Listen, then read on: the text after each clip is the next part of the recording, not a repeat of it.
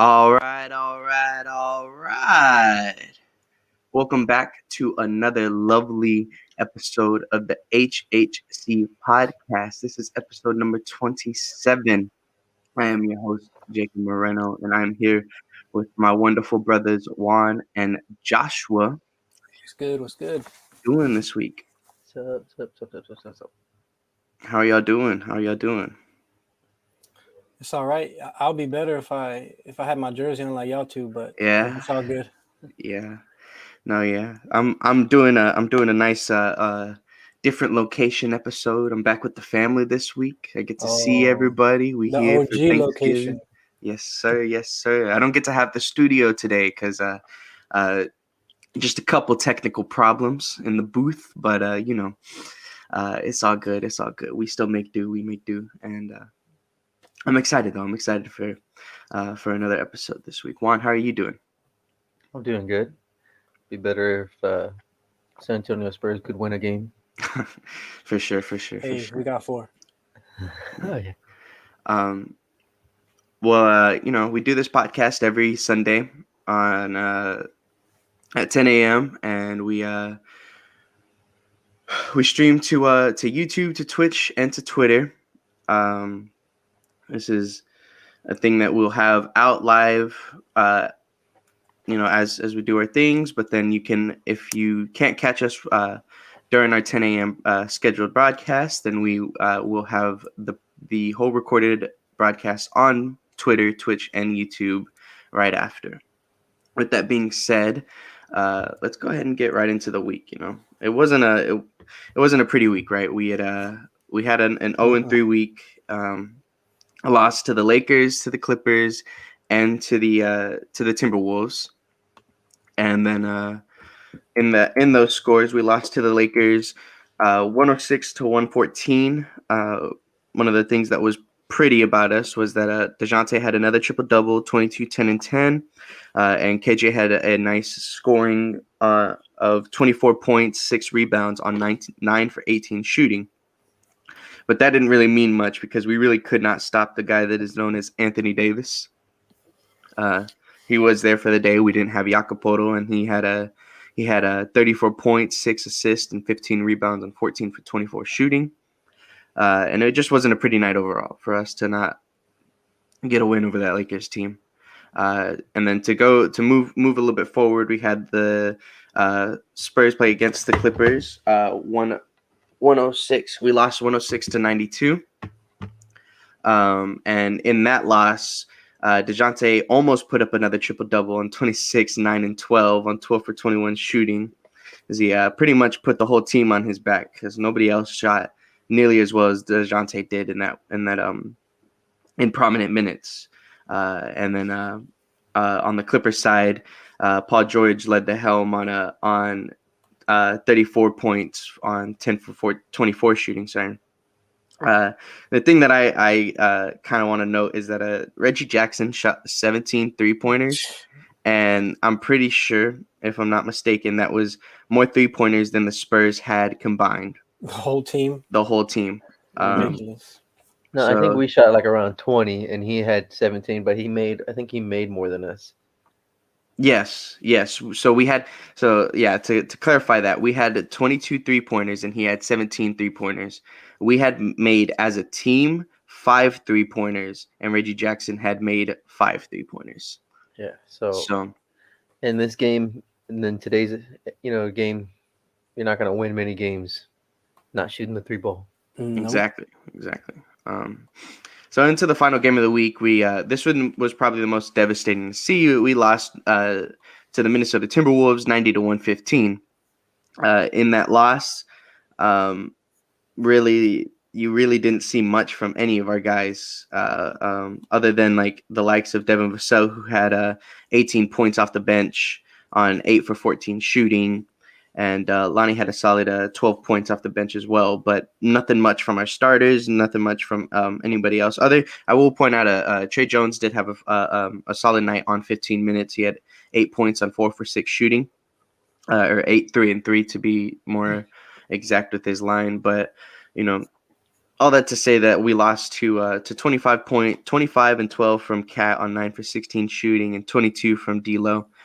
We did kind of we put Anthony Edwards in a little bit of foul trouble, but that still just wasn't enough for us to try to get a win over Minnesota. But with that week though, Josh, how are you feeling on it? You haven't been able to Yeah, have you know, your thoughts and everything these last couple weeks. So yeah, it's kind of been in a bad situation for me. But I mean, not pretty much bad, but I've been working a lot, right? yeah, So good for the holidays. But yeah, I missed y'all guys. It's good to get back on this Sunday.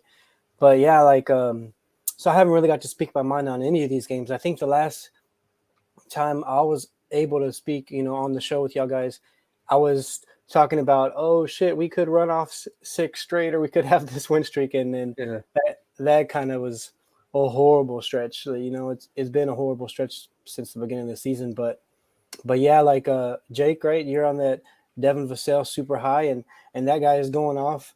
Like I would like to see, and I always forget to do this, right? But the stats that I see and the stats that I find, that he's like playing way better at home, like way better at home than he is on the road. So it was nice to see him have that game in LA, where to show that, hey, he's not just a homer. He could do it away, in other guys' stadiums, drop 20 or whatever he's going to do that night. But yeah, it's been rough, man. It's been a rough couple weeks for me, Like I said, I didn't get to speak much, but it's a lot of what we said, right? We see DJ doing his thing, and we're trying to see who's going to step up, like who's going to be there. And it did not help that Jakob was out, right, on this stretch, because that. And then I think we talked about it, or how we said that it was DJ Yak, and then it was up in there of who's going to show up. And unfortunately, our second best player in my eyes, he's been absent this whole stretch that we've been playing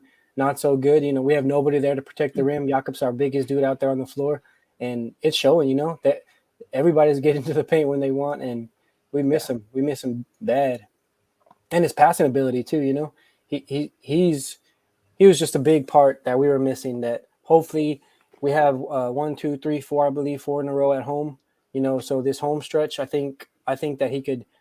He's been out for conditioning reasons, and I think last game he only played sparingly because of conditioning reasons, and hopefully he gets his legs under him and we could put together some W's. For sure. No, yeah, I think that was like the thing that before, because what it had been the last 2 weeks, right? You hadn't been on since the right at the end of October, and that was before Jakob was out, right? So yeah, so you were going into this stretch thinking that we were having Jakob, and yeah, we would be somewhat full strength, Yeah, but, and if we were at full strength, I could see a couple of these wins turning around. Just because we do have Jakob, they're not scoring as much. We're scoring a little bit more, maybe. Yeah, or the AD game, right, that happened, and maybe Jakob would have, manned up a little bit on that guy, but it is what it is, and we took another L like we have been doing, and we're gonna have to turn it around soon, or we're gonna be searching for that number 1 pick.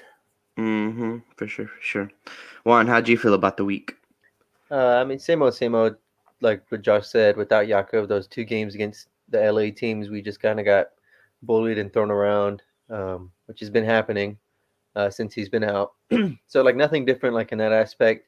DeJounte had those good games against the LA teams, against the Clippers. He had the great first half, but this is kind of a theme with our young guys. The last couple of years, they have spectacular first halves. They put up gaudy numbers, and then the second half they kind of just fizzle out, or it's a little so and so.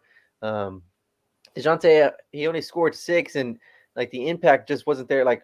He kept us in that Clippers game in the first half. His scoring, and then the deflections, the steals, the disruption on defense led right back into his offense, or at least getting an assist. And then it kind of just fizzled out in the second half, and then nobody else really stepped up either. We got beat by Reggie Jackson more than we got beat by Paul George down the stretch. And so those type of games where it just feels like DeJounte has to literally be doing everything for 48 minutes.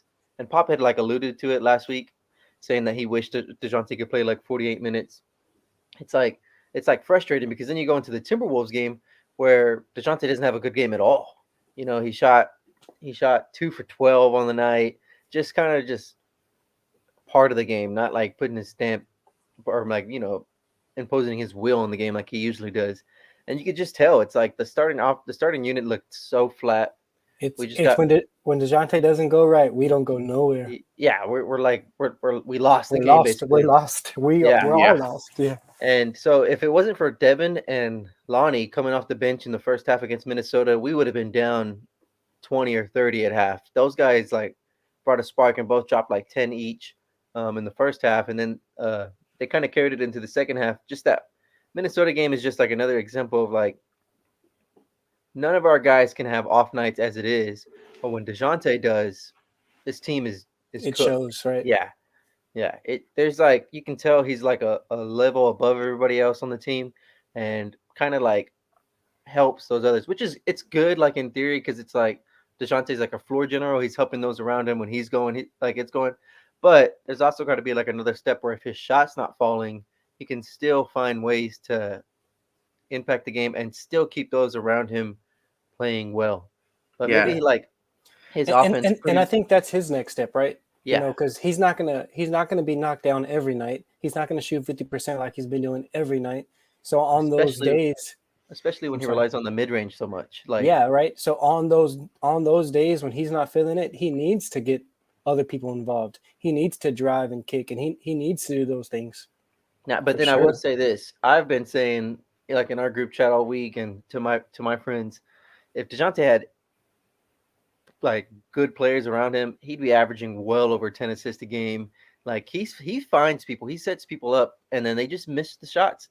Lonnie Yeah. shoots 1 for 10 for three every game, and like half of those are good looks from Dejounte. And like he just he finds the right people. But I agree with you, Josh. Like there's even another step in that playmaking, that getting his team like involved and ready. And I truly believe he'll get there. Like Yeah. he will. Uh, Doug, right? Doug too. I feel like he sets Doug up with some good looks, and for Yeah. whatever reason, he's been a little off, this season. And Yeah, and it's gonna take time. This is a new team. This is he's coming from, and I totally forget where he's coming from, but like he's a guy that we need to. We're gonna rely on him to make those open shots, and he's gonna have to knock them down sooner or later. Mhm. for sure. I think to answer your question, he is coming from Indiana, right? Indiana, like I was like, whoa, Dougie. But like to kind of add on to that, like the thing that I noticed a lot right here in seeing DeJounte with 2 for 12 is like, other than the outlying aspect of Devin shooting 14 and Lonnie shooting 17, like Keldon shot 5 shots that night. Derek shot 4 shots that night. If DeJounte's not hitting his shots, like, Well, that was the game where Pop just basically pulled those starters like pretty early because it was just flat. The bench Yeah. came in and saved us. Like that was that game where Pop was like, you know what, you guys aren't ready, then you're not playing. Like, and well, So either way, though, I've been tired of our starting five for like a little while. I haven't got to say it, right? So I'm ready for a new starting five. Like I'm you're ready for it. a Devin Vassell led starting 5. I'm ready for, like, if I had my choice, if I was Pop right now, I'm starting DeJounte Murray, Lonnie Walker, Devin Vassell, and probably Dougie and Yak. That's my starting 5 right now. I will throw Keldon, and I will throw Derek on the bench. And exactly what Juan has been saying, like for the last couple weeks before, let Keldon go run out there with all his energy and see what happens with him on the bench. Maybe Derek just needs to run with those guys and be the head of that snake and see if he gets out of his little slump. Like, I'm ready. I'm not saying I'm ready to like blow the team up or nothing like that. No way. But I'm ready to switch up the lineup for sure and see what, because for whatever reason, I feel like when Devin and Lonnie are on the floor together, good things happen. yeah, Like, I do feel like that. I feel like they feed off each other. And Juan said it too in that Minnesota game. Like, you felt it. It was like Devin, Lonnie, like back and forth, just those two guys. And if we could get that right out of the gate and maybe jump on top of some of these people, and then you have Derek to come in, Derek and Keldon to come in and protect the lead, like maybe it works. Like, and we don't know. We're not gonna know because Pop's not gonna listen to me. But yeah. Oh, I was gonna say sometimes when it's DeJounte is that starting point that stays. You know how like Pop kind of like intertwines, like he changes who's the starting point that stays with that second unit. When DeJounte is with those guys, they're out and running like every time. DeJounte crashes the defensive board and just like he finds Devin He and has Lonnie people in on the transition. outside, right? Yeah, Yeah, and it's like great. I like you said, I've been saying this for weeks. Like get shooters around DeJounte where Jakob's his role man, and DeJounte's lanes to the basket are going to open up, and then he's going to find those shooters. He's going to find those cutters.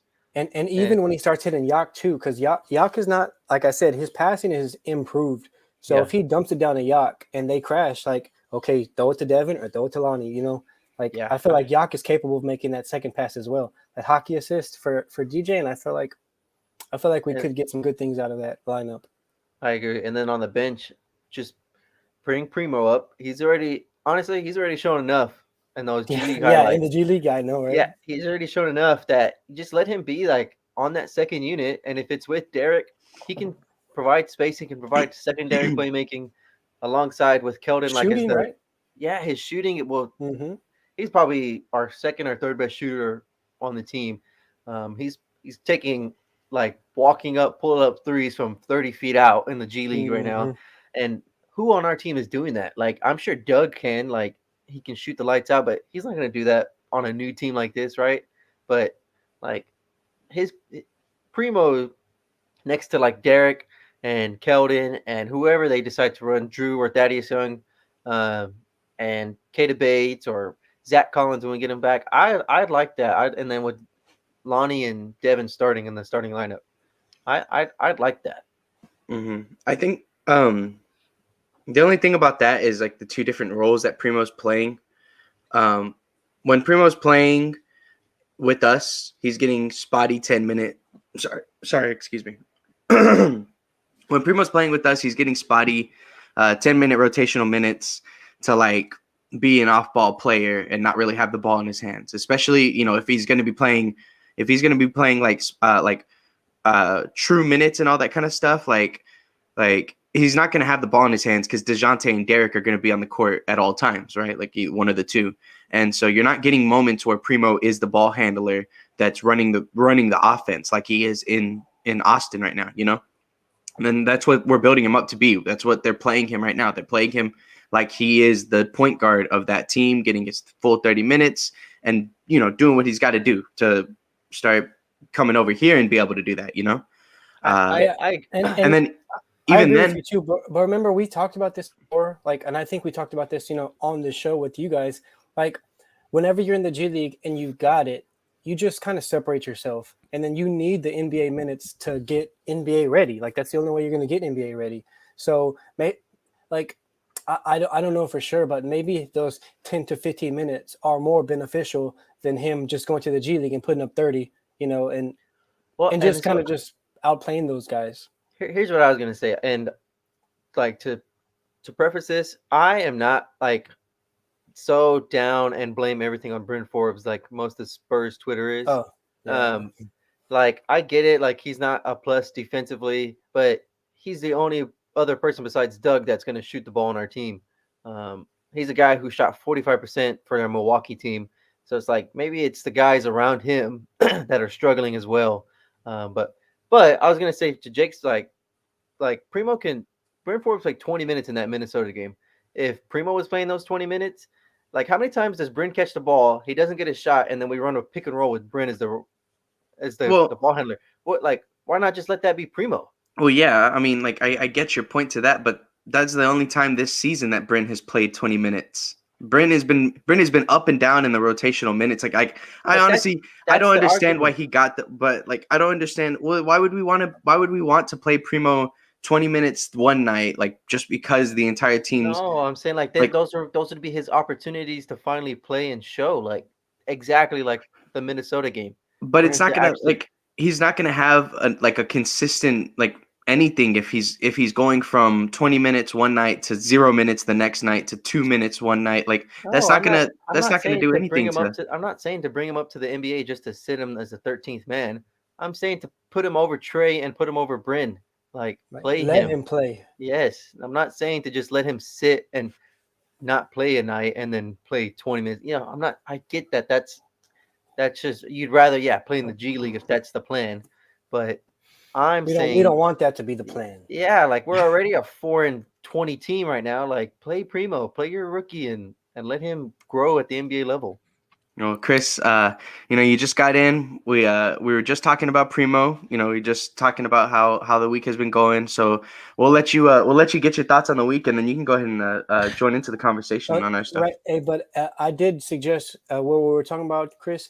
I suggested we shake up the starting five, and I want to see DJ, Lonnie, and Devin. With Yeah, Yao. I heard you guys talking.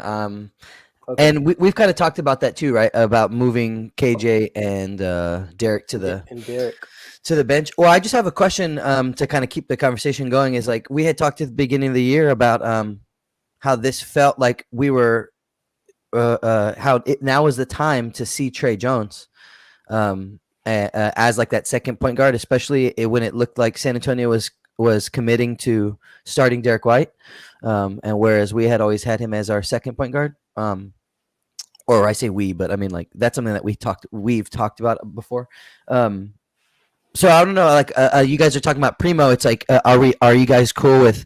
Are you done with Trey? I feel like we haven't really seen Trey at all this year. Like in the opportunity that we thought we were going to see him, which is being getting a lot more minutes on the floor, being that second point guard. Like I don't know, like are you guys cool with just like not taking that experiment on anymore? I believe that I said like once we drafted Primo that Trey Jones was the most like expendable out of our young guys, and I still believe that. Like, and it's not even his fault. It's not even his play because he has came in and he has shown what he's capable of doing at the NBA level. Like he's had great games. He's good. He's a good he's a good ball handler. He's good at defense. And when he gets in the paint and he has the defender on his back, he puts up that little pop-up shot and like he always knocks it down. So like I have no doubt in my mind Trey Jones is going to be great somewhere. Like he's going to be a good role guy somewhere. But it's just like once we drafted Primo, I was like, well, he was the odd man out in my eyes, and I still believe that. And it's only because of Primo, right? That's the only reason. It's not his play or anything like that. Yeah, and so I'll add on to that. I love Trey's game. I think he plays smart basketball. He doesn't make mistakes, which is like perfect for that backup point. But we've kind of like Josh is the one who said it the most. Like the Trey Bryn lineup is just a no. You just can't do it. So this Minnesota game, I think Pop had a couple of games off after those LA games. He made an adjustment. They didn't play together like at all. Like it was always DeJounte and Trey or Bryn and Derek. Like I think DeJounte Pop adjusted those lineups. So that was good to see. But then like after just seeing that, like when Trey was next to Derek or DeJounte, neither one of those guys shoot the ball well enough to be like next to Trey, and Trey doesn't shoot the ball at all. Yeah. So like that. So I kind of agree with Josh, where it's like he's just like the odd man out. His game, shooting wise, doesn't really like blend well with the other two guards. I feel like the way Primo's would. Yeah, I mean, and I understand the Primo's versatility, especially basically now it's like Primo needs to be our two guard. Yeah. You know what I mean? But I guess in my head it was like we had a clearly defined path for Trey as like a point guard. So I don't know, like, and again, maybe it's just me thinking that like our starters just stay with our starters and our bench just stays with our bench kind of thing. But we talked about how the point guards kind of bleed over a little bit. DJ and White, one of them usually.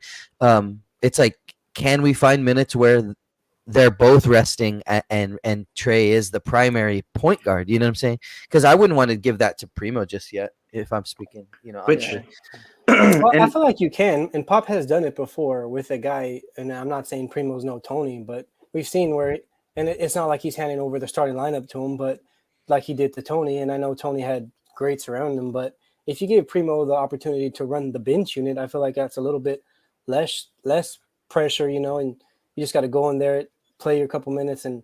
Yeah. Well, I mean, I would say this. I would say the same for Trey, though. I mean, if you let Trey run the because you're talking about how he fits in with DJ or fits in with Derek. He's not running the offense with one of those two on the floor. I know what you're saying. Like, let Trey do it, but and also, I mean, because what you just said about you said like he plays smart basketball. He makes good decisions. It's like, I want that for my second unit. I need that for my second unit. But in all honesty, like Trey's not. our guy. Like Primo's our guy. Primo's the guy that's gonna, well, that we think and we hope that's gonna take us further than Trey ever will. You know what I mean? Like, so Again, Yeah, I yeah. feel like I you give that nod to Primo. yeah, again, I agree with like what Chris is saying too. It kind of sucks because Trey like has not done anything to prove to or like to kick him out of the lineup. We're That just he's saying like unworthy of the spot. Yeah. yeah, exactly. It's Mhm. just like the fits and everything. Because I was saying, Bryn and Doug are our only guys that are gonna shoot the ball, but they're also like our worst defenders. And so it's like it's tough because you need shooting and like it's kind of like hypocritical and the contradiction to say like we'll get your only 3-point shooters like off the court and then cry when we can't shoot the three ball at all. And Yeah. it's like I don't want to replace Bryn with Primo straight up because then we're not really gaining any shooting, but like we're not losing any shooting. You know what I mean? It's kind of just the same. So I'd rather Mhm. just replace Trey, and then kind of just live with what Bryn does, and hopefully like one night he catches fire and we make over 5 3-pointers in a game. I know y'all were talking about moving Lonnie and Devin up to the starting lineup, but I think it's a really nice lineup to see Trey, Lonnie, and Devin being your 3 guys off your bench in that like 1-2-3 position, because that's like a thing where like Chris was saying, like that's a true backup point guard right there. If if we really wanted to, if we wanted to rest both DeJounte and Derek at the exact same time, Trey can have the ball in his hands like that. There's been a couple times this season where we've seen that, where it is Trey right there, and then you have Lonnie and Devin. We haven't been able to see it a lot because I feel like when we do put Trey in, just like Juan was saying, like we would see minutes where it's Trey and Bryn, and that's not good. You never want to see that because they're both too small. But if you have Trey and Lonnie right there, and or even Trey, Devin, like whatever, right? And you're letting Trey have the ball in his hands. I feel like there hasn't been a time where, like I think this last week as a whole really kind of showed me that like we really do need to just start giving Trey more minutes and like see where we can kind of go off from there, because that can be a minutes adjustment. We can start to adjust minutes to where we can rest both DeJounte and Derek at the same time and let Trey run the point guard like, consistently like that, because we haven't given him that opportunity. And if you're gonna commit to DJ and White being a tandem together, then in my opinion, it benefits. Like, okay, because Derek right now he's like in the 2-guard position, and then he has to readjust halfway through the first quarter to now be a more point guard position. And it's like instead, again, like we were talking last week. First of all, Jake, is my mic sounding better? Yes. It's like we were talking last week about like having just clearly defined roles and then going for those roles. You know what I mean? And I think if we were to put Derek White, if we kind of did that where we kept them together more often, and didn't bleed one over into the next group, now you can set Derek White in that 2 spot. You know what I mean? And say these are your responsibilities as the off-ball man with DeJounte Murray. Then Trey Jones is going to be the one who runs the point guard position, and that's his responsibility for the second unit. Like, I don't know. Like, I feel like there are many other things that we could do before we get rid of one of our smartest players. You know what I mean? And it's like one of those things. I know y'all are pretty much saying like the whole odd man out. Like, it's not necessarily Trey's fault that you want to play Primo, but like, shoot, man, I at this point, if Derek's gonna keep shooting this bad or something like that, like I'm more leaning towards let's just start knocking out the 2 guards before we start saying let's put Trey out of the lineup in that respect. Like, because even like those nights that Bryn isn't shooting well, it's like, well, then what is he doing out on the court? Like, he shouldn't be out on the court at all. He shouldn't be getting minutes. And so then that's when you're supposed to play Primo. Exactly. Like those are your minutes that you should be giving Josh at that point, right? And I'll take him. exactly. But that's like, I don't think it would just be like the smartest thing in the world if we are knocking out Trey Jones like for Primo in that aspect. Like, I think we could still use Trey, I think his. So do you see Josh as our? I know you've always mentioned him as a combo guard. Like going forward, do you want him as a 2? Maybe not going forward, but in this season alone, in this season, when I look at the roster, I see him more as a 2 than I see him as a point guard on the team. Same. On the team, I see DeJounte as your point guard, Trey as your backup, and then that third point guard is pretty much Derek moving back to the point guard. You know what I mean? Like that's the way that I see that, or even like honestly, kind of swapping that and really saying that it's DeJounte, Derek, then Trey, because Derek is Yeah. the one who That's bleeds kind of into how the that's how the Spurs see it, I think. exactly right. Yeah. And so then so then for the two guard position, you're seeing Derek, Bryn, and Primo. Like that's your second guard right there. That's the he is a combo guard. He can play the point guard when they ask him to. But he is playing a two guard on our team right now. Like that's not necessarily like we're not playing him to have him run the offense for us, you know. Yeah. With Lonnie also being put in there in your two guard, because I forgot to mention him in front of Bryn.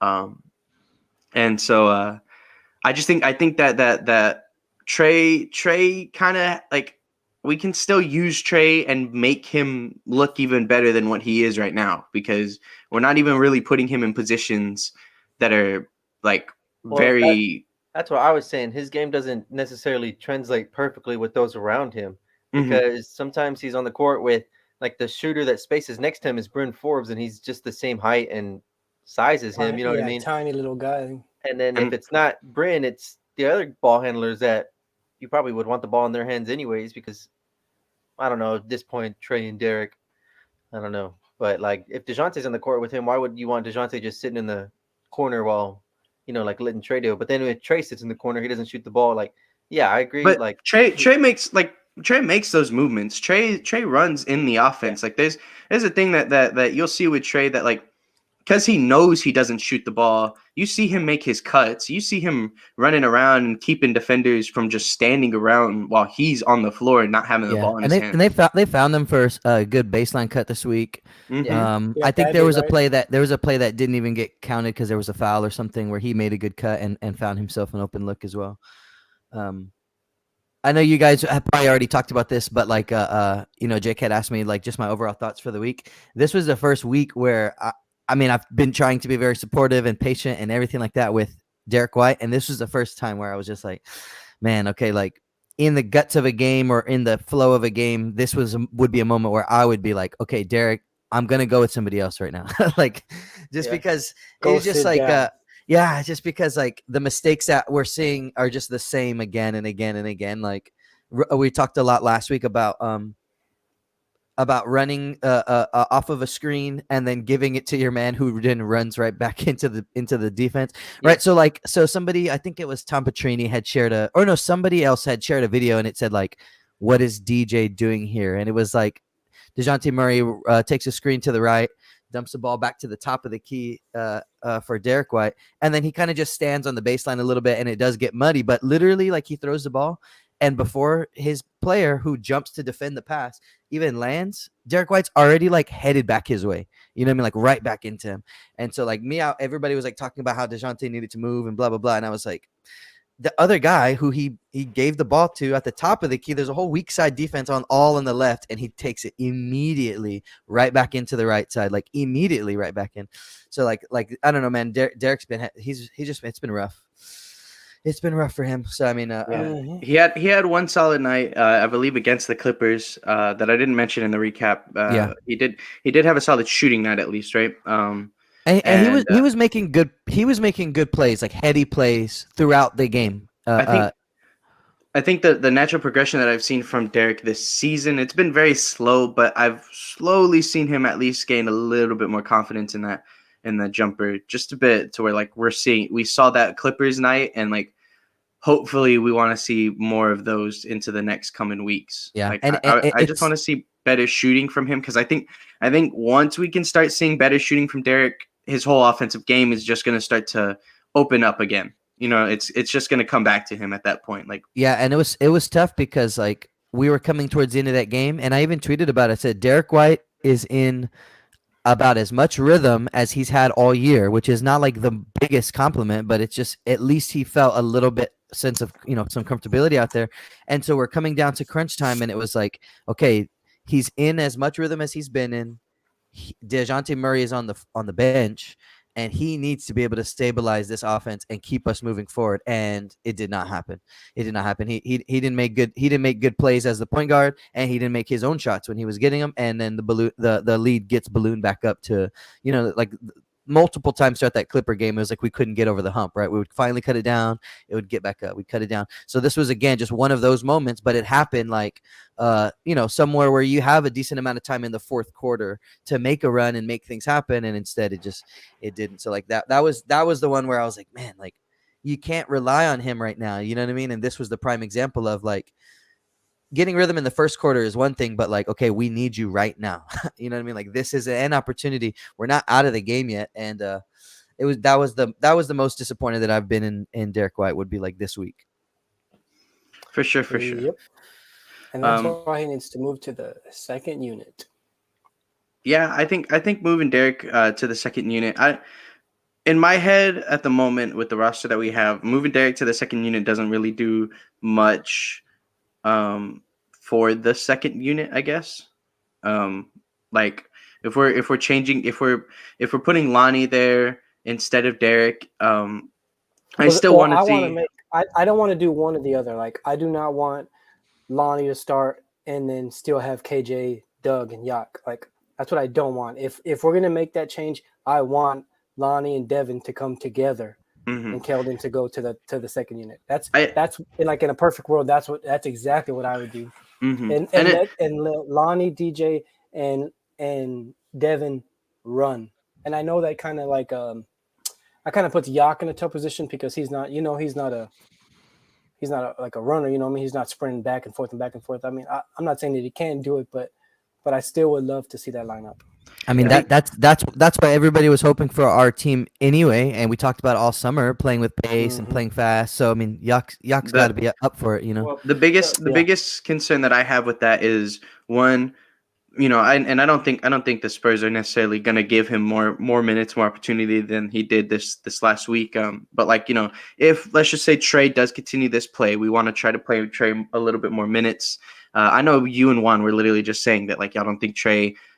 Like you're just saying that you think he's the odd man out. Like even if he has been playing good, like you just think that like other things should be happening other than Trey getting these minutes kind of thing, right?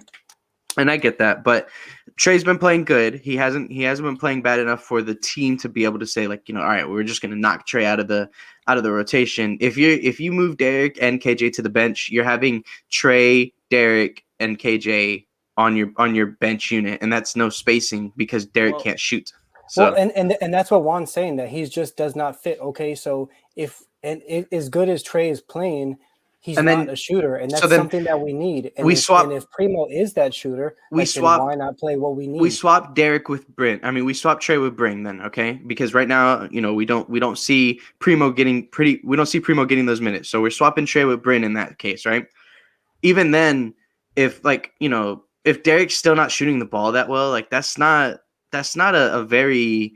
I feel like that's not cohesive in that sense, seeing. Well, so I was going to say it's not like Trey's like comes off the bench like right away with Devin and Lonnie. Like there's always like that starting point guard or starting guard like on the court, which is good. We've been saying that like there's no need to ever take our best players like off. Like we can, have at least one of them on the court at the same time. So I think. Trey gets in there for his spot minutes, but I don't think it's like as important like as like a straight backup point role that Trey is in right now. But it just feels like you guys are trying to plug Primo in to not to save us, but to address a need, which is we're not shooting well. But like the people that you're putting him in, other than Bryn Forbes, like I don't think that's enough. Like I don't think Trey gets enough to like say just give them those minutes to Josh. You know what I'm saying? Like, I don't know. Like that's what I was saying. Like, you wouldn't want to just replace because the obvious person to replace would be Bryn. Yeah, it would be Bryn. Yeah, I would much rather just get rid of all of Bryn's minutes and give them to Primo and still have Trey in his exact same role. Yeah, but then still see if you can find a way to get him more minutes to be a point guard. Yeah. Because now he would have a shooter on the floor with him in Primo who could help him. You know what I mean? And KJ started off the season really rough, but his shooting has drastically improved. His shooting has improved. And if it can stay this consistent, if he can consistently start shooting the three ball like he has been these last 2 weeks really, then that'll definitely be something that like you'll see my change in perspective on that completely, because then Well, one, that's a whole thing. If KJ's shooting the three ball, then why do we well, in that sense, why do we need to move him to the bench? Because we have that spacing. In a perfect world, Derek and KJ are the two people that like have been shooting this rough to start off the season. If they both get their shots back, we really don't need to change that. Like, I love the idea of Lonnie and Devin coming off the bench and adding that firepower in that sense, you know? Whereas I Yeah. don't think obviously KJ is a spark, right? Obviously, if KJ's off the bench, he is that spark. But if you're putting Derek there, you're not seeing a spark from Derek. You're seeing more containment, you know? And Yeah, and it's been our starters who have been the most inconsistent, the most like, they're not living up to it just yet.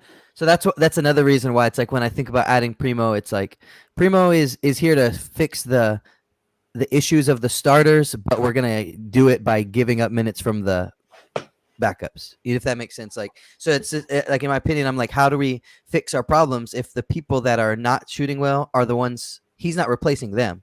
You know what I mean? He's replacing other guys.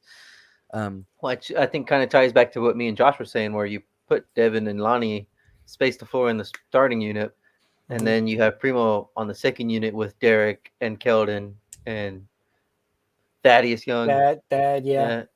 And you kind of just get like a And more hopefully like balanced. Zach soon, because Yeah. I like you just even that, because I was watching, like, it was Zach's birthday right the other day. Yeah. And did you see like all the highlights going around? Like, I didn't know that he had like a nice little jumper like that. I thought he was kind of a big man that goes in there and bangs, but he has like a nice little J in it. And if he does have like a 3-point shot, that's perfect for Derek and Keldon and Zach and Primo, And like some- on the bench, for a second unit. That's perfect. and some grit. Like, he looked like he like that. He was. clip of him and He Klay really Thompson. did want all the smoke, right? He was Yeah. talking shit to everybody. We Yeah. kind of need that too. I'm tired of teams trying to punk us all the time, and like, Oh my Poor- God! It poor was Drew. so Yeah. ugly watching the Lakers game, man. I was Yeah, so oh mad. exactly. my goodness, man.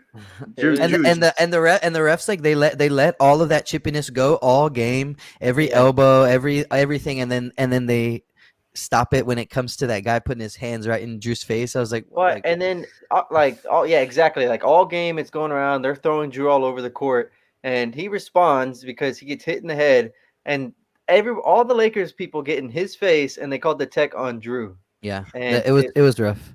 It was rough, Yeah, and it was- that's like the impact though. Like when we talked last week about like JaVale McGee having an impact on games, Dwight Howard having impact on games. Like, that's the kind of stuff that I talk about too. It's like their impact is the big size, but also it's like we can just like go in and try to treat some of these other people like they don't deserve to be here. You know what I mean? Like, Yeah, dude. I think Zach's gonna help us a lot. I hope so. I'm ready for that, and I'm ready for Mhm. Jock too, right? We haven't talked about Jock. Like, come on, guys. I want some Jock minutes. I think Eubanks has shown enough that let's just try these other guys out over him.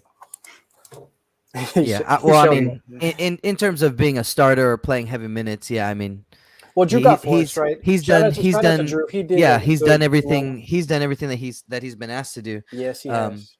You know what I mean? And it's kind of the same thing. Like last year, I bet a bunch of people freaking hated Rudy Gay in every day at the 4 and 5. But for a stretch, it was like we needed him to be there. You know what I mean? So I loved Rudy at the 4. I never hated Rudy at the 4. Oh yeah, At the 5, me too. Like when we watched the Lakers game, Carmelo Anthony was perfect for the modern day power forward position, and that's what Rudy Gay would be too. Like, or that's what Rudy Mhm. Gay is. You know. Rudy's Yeah, another if- example of if he was going off on 27. another team.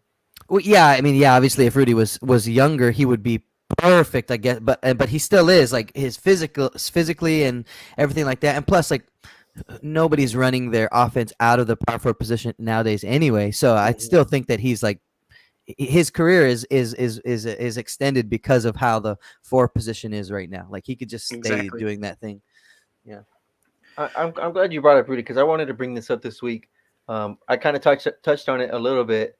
A lot of Spurs Twitter is like, they blame Bryn Forbes. Or like last year, it was like, we need to get rid of DeMar and Rudy and like LaMarcus. And like, if you look, Patty shot a career high like 9 3-pointers like a week ago or like 2 weeks ago. You know what I mean? Rudy was going off like in his debut and stuff like that with Utah. Everybody's showing out, right? Yeah, DeMar's going Everybody. off. It's like maybe like we need to like lower our expectations. Spurs fans are like, they're killing everybody else, but at some point, it's just got to be that these young guys just aren't good enough yet. Because like DeMar is killing it in Chicago right now, and I don't. Every time I like watch highlights and like watch this stuff, it doesn't look like he's doing anything different than what he was doing here in San Antonio. But there is a big difference. It's so different having Derek White next to you than having Zach LaVine. Like Exactly, but that's different. what. But that's why I'm saying And like even like not because I think DeJounte's a better player than Lonzo Ball, but like even having a shooter like Lonzo Ball, like Lonzo was not the shooter that he is now. Like he is now one of pretty He's much top. an He's above top-notch, average. Yeah, like he's a top notch shooter in the league now. So when you have Lonzo Ball and Zach LaVine as your as like those guys that can score and shoot like that, like that's better on that offensive end for DeMar than DeJounte and Derek ever could have been. But exactly, that's what I'm saying. Like But Juan the did young say guys, that. Juan's like we did not surround Derek. I mean, we did DeMar. not surround DeMar with what he needed to be successful. Like we surrounded him with what we had, and Yeah. we tried to fit his needs. But he went over there and look, he got his guys, and yeah, he's going off. DeMar Juan did say that last year. DeMar is still leading leading the league like in fourth quarter scoring. And guess what? We're losing this year. We're losing a bunch of games in the fourth quarter. I said we're gonna miss DeMar so much. I didn't think people really were like if they expected us to just stay like even or win like as much as we did last year. I just didn't see that because of losing DeMar and what he did for us in the fourth quarter. I thought it was just gonna be too much to overcome, and it showed at 15 games into the season. Even like a guy like Bryn shot 45% on a championship team last year from three. Obviously, we don't have a guy like freaking Giannis running on our team, but we'll have him pretty soon, right? What did they say? He's not committed. Oh yeah, he wants a challenge, and we'll have him. There's no greater challenge than winning in San Antonio. There's no greater challenge, and then they show him Bryn Forbes again. He's like, all right, let me go help Bryn. That's why Bryn's here. Bryn's here so that he can make the call to Giannis. He's recruiting. To recruit. I get it now. Playing the long con, man. The long con. That's kind of just my whole point. Like, wouldn't you think like Lonnie's most high end, like top potential that he could ever be like would be like a Zach LaVine type player? Zach LaVine's like streaky shooting as well, but like his just athleticism and getting to spots that he can, and his jumper is so smooth. Like I feel like Lonnie has the same, maybe not the same physical, like he probably can't jump and like get as high like as Zach LaVine can, but like that type of like player. I think that he's gonna be so much better once he realizes he doesn't have to shoot every fucking three. Because you saw last game he got punched in the face when he tried to drive, but like that same type, other than 3-point line, just a dribble or two and then go. Sometimes he does pass out when I feel like he has some lanes, but everybody's growing. Everybody grows. Like hopefully he grows out of it. And like you're right. He could jump from anywhere. Like once he starts attacking that basket and then knocking, 4 to 6 free throws down, and then bam, and then he knocks it down. And I think once he gets that, like he's gonna be there. But yeah, like obviously he has room to grow. So does everybody. But that is one thing that I wish Lonnie would do. Just put your head down, dude, and go. Because he could get there and he could jump around anybody and he could jump over damn near anybody. And I think Lonnie has. I think he is doing what like Derek had to do last year. Like he has to shoot that ball every time. Because who else will? To keep him honest, to keep everybody honest, right? Yeah. So like I agree with you though. Like most of the time, when you're already 0 for 7 on the night, it's like, well, maybe like attack the basket. But I have been the one coming on the podcast and saying I'd much rather Lonnie take 10 3-pointers a game than taking 10 pull-up mid-ranges a game. You know what I mean? Because just the analytics, we don't shoot enough. Yeah, we don't make enough 3-pointers. So, but I agree. Like his ability should like be there, like to just attack the basket, get some free throws. Yeah. Well, we talked about this last week. I think we can go ahead and start getting into the preview for next week. There really hasn't been much to talk about for this week anyway, and we're just trying to move on from an 0-3 week, right? We're trying to 3 ass whoopings. We got 3 ass whoopings this week. We're trying to move on from this last rough stretch, and now we have a 4-game home stretch, but 3 games this week. We'll be playing Mhm. against the Suns on Monday. We'll be playing against Atlanta on Wednesday, and then Boston on Friday, which will be a fiesta night. Yeah, Fiesta jerseys. we're gonna end that streak. We're gonna end. Yeah, we're Phoenix gonna end streak. that streak for sure, for sure. As we are currently standing, though, we're currently standing at 4-11, and we're going to be playing against the 12-3 Phoenix Suns, which is kind of crazy to see. Like those guys started off really slow and Mhm. like picked it up in a 10 game win streak. So I think it'll be cool to see us play against Phoenix. At the same time, that can also be scary because if we're not playing top notch, then a guy like Chris Paul can pick us apart like easy. It's not going to be hard for him to be able to do Chris Paul things against San Antonio, right? Yeah, and especially because like that's a team who last year most people didn't have going to the finals, and even this year probably don't have them going back to the finals. Because probably the same reasons. Well, now all the stars are back, so it's not Phoenix. It'll be somebody else, but they play the right way. So Josh, do you remember episode 1 of the podcast when we talked about last year in the season preview? Yeah, I still like. I feel like you got lucky about that. Yeah, I got lucky about saying that Chris Paul could elevate a team. I didn't, I'll admit that I didn't say that Chris Paul could elevate that Phoenix Suns team to a finals team, but I Yeah. definitely think I said Chris Paul elevates teams, and where we can't sleep on a But team like Phoenix. it's just like in my defense, like Chris Paul does that to yeah. Obviously, he elevates teams, but he's just not. And he wasn't again. They lost again. Like Chris Paul has not won anything. Yeah, Like, but it's still a jump from going from not making it to the playoffs to going to the finals. It's I guess so. I'm sorry, Just like you took a big whiff on the Heat, right? No one did. You just getting lucky. Okay. I think I'm pretty good at analyzing my NBA and seeing what hurry up teams and can figure really out do. how the Spurs are making it to the finals this year. Oh Yeah, wait, we man. got a couple seasons on of your analyzing San Antonio. Yeah. JP But predicting us to be losers, and we end up losing. So well, I don't, I don't know, man.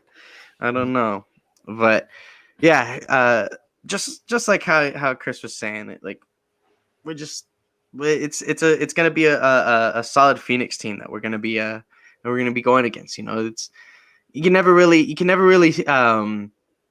try to say that like this team's gonna be an easy victory or that it's gonna be like a competitive game. Like it's either we're gonna be hitting on all cylinders and they're not. Like I feel like this game's gonna go like we're gonna be hitting on all cylinders. They're just gonna have an off night and that's how we're gonna win.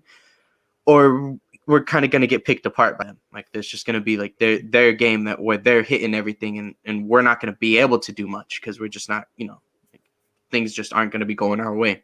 Yeah, things that can concern me. So they have 1, 2, 3, 4, 5, 6 people in double figures for points per game. And Devin Booker at 22 is understandable. And then there's a big drop off. We have Ayton, Chris Paul, and Mikal Bridges all at 14 apiece.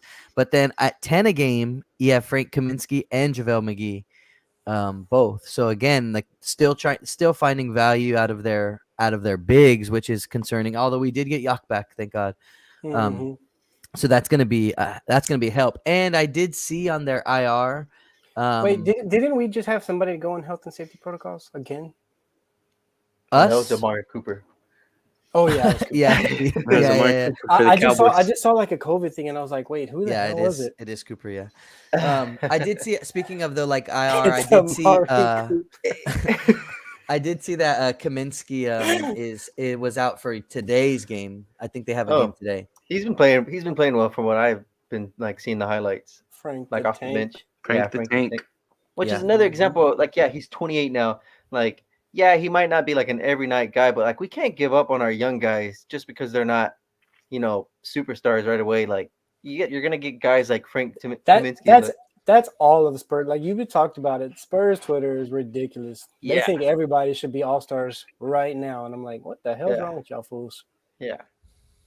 You just got to let them grow and let them learn. Like, look at DeJounte compared to the rest of our guys. Like, what was DeJounte 2 or 3 years ago? when he Everybody was wanted to 22 trade years him. old. Everybody wanted Yeah. to trade and, him. Right? and I understand the Get him out of there. frustration because every year prior to this, you've had the opportunity to let your young guys grow and learn and develop while relying on a guy like DeMar DeRozan and Rudy Gay and Patty Mills, you know what I mean? Because we did rely on those guys heavy. And so now we're having to see them all develop at the same time, and they're all playing at the same time. You know what I mean? So Yeah. I understand the frustration, but I And mean, then yeah, you I just guess gotta take it. just to kind of add to the point of that, like, I mean, when you look at it, right, like Lonnie Walker is that two guard position right now, and he's up for the extension, like within the next year. You know, he'll be a restricted free agent and all that kind of stuff, right? Everybody wants to play primo, right? Everybody wants to play primo, and like imagine if we like don't have Bryn and we don't have Lonnie next year, like it falls to primo at that point, right? You want primo to get your minutes. You think he has that level of a potential. You know, I would certainly say that his potential is higher than what Lonnie is right now. Lonnie can develop into a solid role player, but I think the raw potential that primo has is more than what Lonnie has, right? And you know, I don't like to compare our players all too much in that aspect, but it's still just like that's a thing, right? He's our lottery pick. He's the guy that we want to see get I minutes. just think his expectations are way higher than Lonnie's ever have been because of Well, where he was drafted. and And yeah, that's especially after Devin's taken that step as a similar pick, like position, like where they were in the draft. It's yeah. just expectations. So everybody But- expects Lonnie. I mean, so- Primo, right? yeah. Like, and that same thing for me. Like when we first drafted him, I was like, "What the hell did we just do?" And then now, like after you see him play, after you watch him, and then yeah, I'm the same way. I'm like, "Oh, I'm ready for him." Like, I need him to but so like you come know on, like you know people don't want to see what if we did see a trade where we're trading away Lonnie and we're getting rid of Bryn and all that kind of stuff. We're starting to see Primo get those minutes. You know, like I think that's the thing that some people will kind of make that point to is like, well, we're playing these guys that aren't going to be like franchise changers. They're not cornerstones. You know what I But mean? you, Like I don't now want to get rid of depth. Like Yeah, Lonnie, exactly. you're right. Like You're you don't right you don't in want to that get rid of aspect. Lonnie. Like if you want to me, right? You talked about Derek. I have been talking about Derek since last season. Like inconsistency. I kept saying Derek's hurt. Derek's this. Derek's that. Like and I've always said that Derek was at the top of the. He's not young anymore, right? Young, like as far as our Yeah. young guys. So if anybody is going to be, you talk about two position, and you just named Derek as your two position. He's our starting two this year. It has to be Derek. Like Mhm. if that's what you But want to do, I'm it has to be I'm Derek. just saying that like and people have obviously been talking about Derek. I think the only problem with Derek right now is his trade value going down just because of how his play has been. You know, if we trade Derek at the beginning of the season, then we might get a little bit more. If we're trading him now, it's not as ideal, right? We're not getting the big enough I'll return. trade Derek for Ben Simmons straight up right now. We're not getting that, you know, we had a much closer chance at the beginning of the season for us to do that compared to now. And like that's just the thing. Like you know, it's not ideal to trade Derek.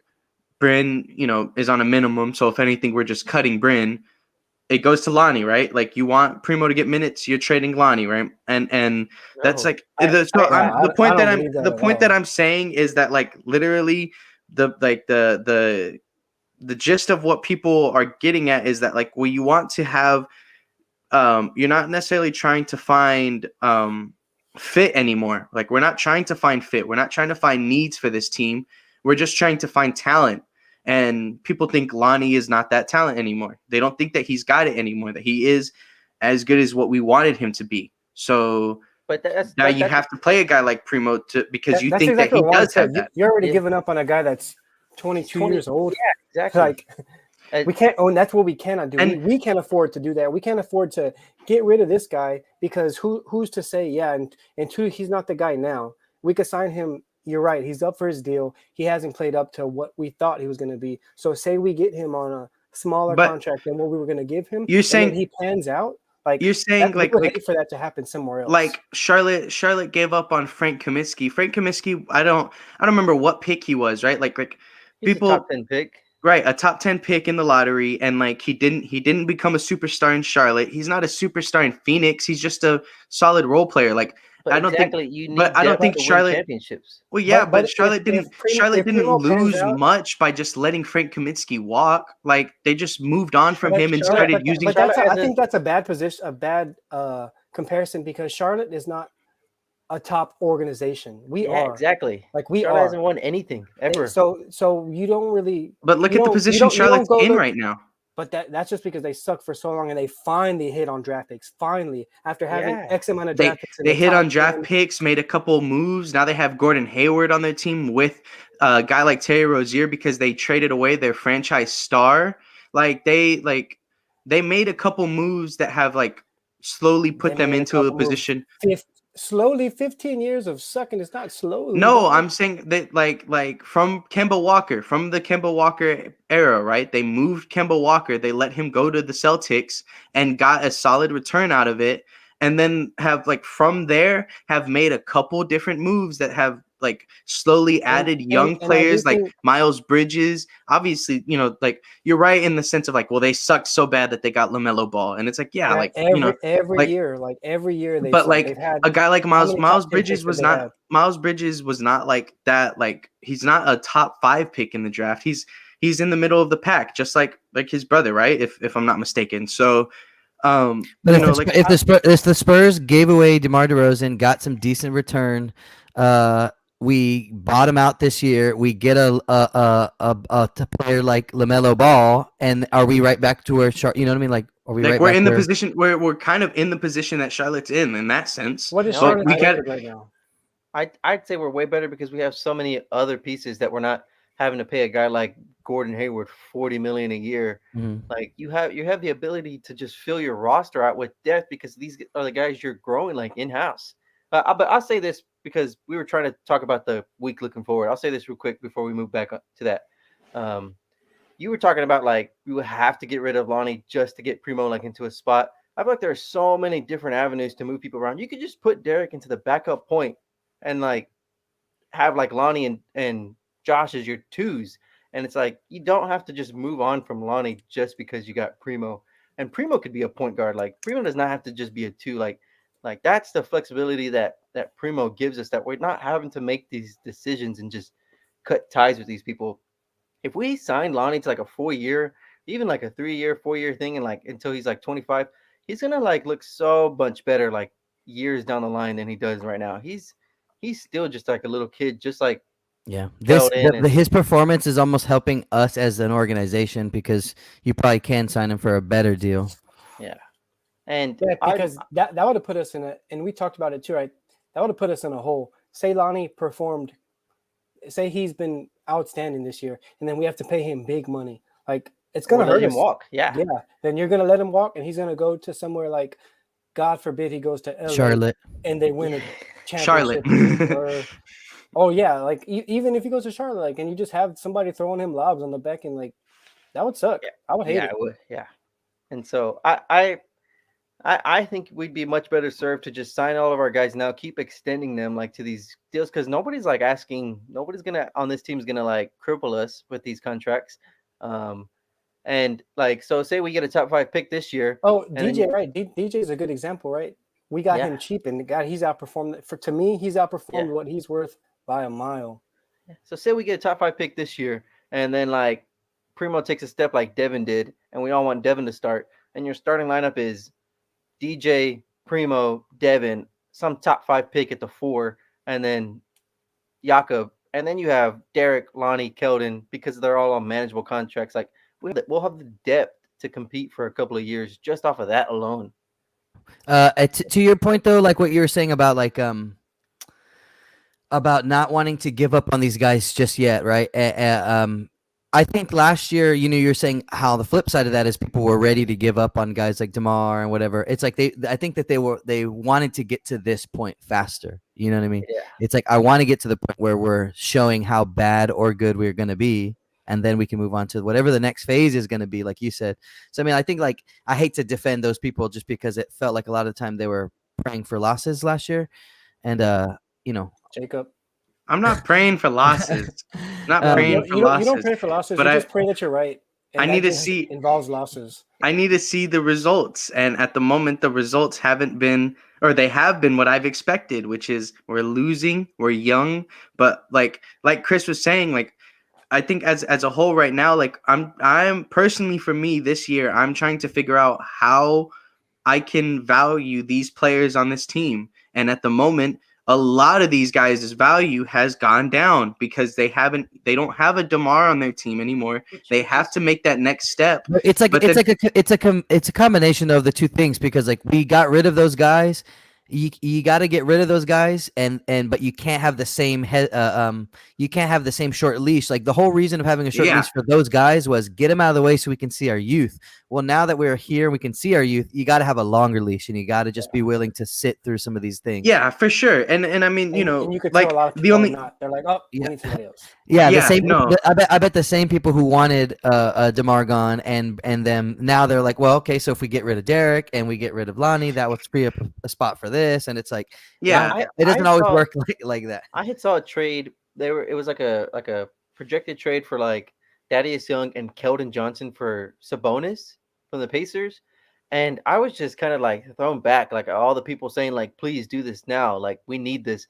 And it's like, so we would literally have just traded DeMar and Keldon for Sabonis. And where would we have been like compared to last year? We would just been like the same, if anything, if not worse. Like with a guy like Sabonis, like, yeah, he's talented and he'll do like a little bit of everything, but is he going to be enough to make us win a championship? And we're going to lose a guy like Keldon? Yeah. Like that kind of just threw me off. And like the support for that was like, it was kind of crazy. I just don't get the idea of wanting to get rid of some of these young guys to go right back to like that middle of the pack. But we were. Give up on some of them so that you can have No. we should trade for DeMar DeRozan. He's killing it.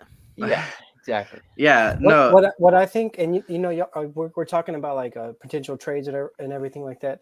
So like Devin is the guy that's been, I'm not gonna say outperforming or anything, but he's shown a lot, right? So I feel like I keep seeing the Ben Simmons thing, and I keep feeling like if something goes down, it's gonna be Devin. Like just because he's shown the most, and what is Philly gonna want? Somebody that's gonna play with Joel Embiid, you know, like. And then now.